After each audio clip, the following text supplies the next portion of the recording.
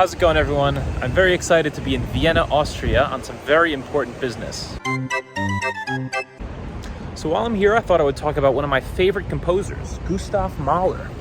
So Mahler actually had two stints in Vienna, the first from around 1875 to 1879-ish. And during that time, he was a student at the Vienna Conservatory, the building right behind me. And his second stint was from 1897 to around 1907, and this was his triumphant return to Vienna as the director of the Vienna Hofoper, or the State Opera House, which coincidentally is also in the building right behind me. It's quite nice.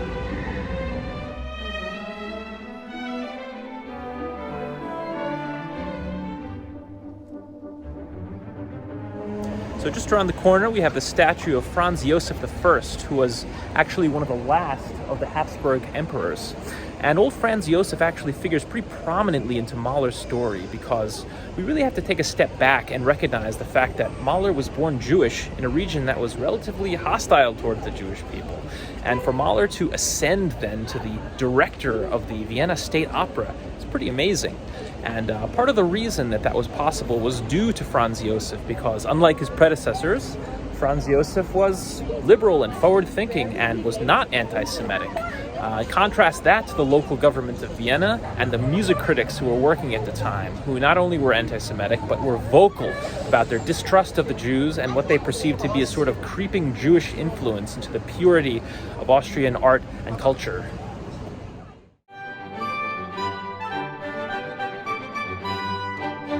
Actually had very few close friends throughout his life and was generally very quick to judge the musical abilities of others. But while he was a student, he was actually very lucky to find two comrades in arms in the young Hans Roth and Hugo Wolf, both of whom Mahler respected tremendously, and with both he got into quite a bit of trouble. So as the story goes, Gustav Mahler and Hugo Wolf and another one of their roommates were staying up well past midnight, singing the music of Richard Wagner loudly and terribly. And it was at that moment that their landlady decided she had had enough, and she kicked them out right then and there with all their stuff. And this was a bit of a recurring theme for Gustav. He really never had a nice place to live or enough money to kind of live comfortably during his student years, and this is something he complained of often. Now, Mahler was not particularly well regarded as a future composer by his teachers at the Vienna Conservatory. In fact, he didn't win any of the major prizes that were available to him at the time. In particular, the Berlin Prize, which is adjudicated by a panel that included none other than the great Johannes Brahms. And I think it's probably a good thing that Mahler never did win this prize because, as he later indicated in a letter to a friend, had he done so, he would have had the money to compose at leisure in the city for years to come.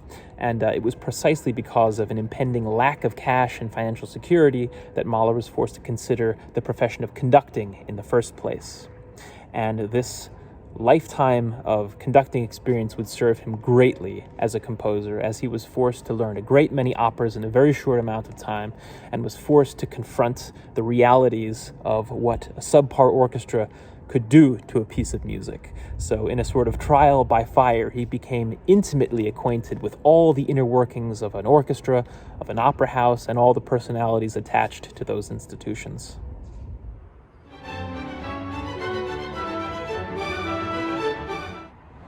So this is the apartment Mahler lived during his triumphant return to Vienna as the director of the Hofoper.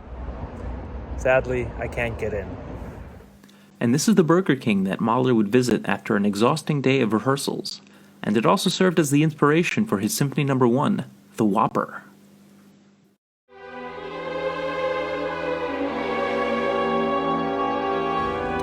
I'm standing now at the entrance to the Grinzing Cemetery on the outskirts of Vienna, and this is the final resting place of Gustav Mahler. His tombstone makes quite the statement. It's just his name with no other information. And according to the composer, he did it this way because anyone who knew who he was would come to seek him out, and there would be no need for any other information.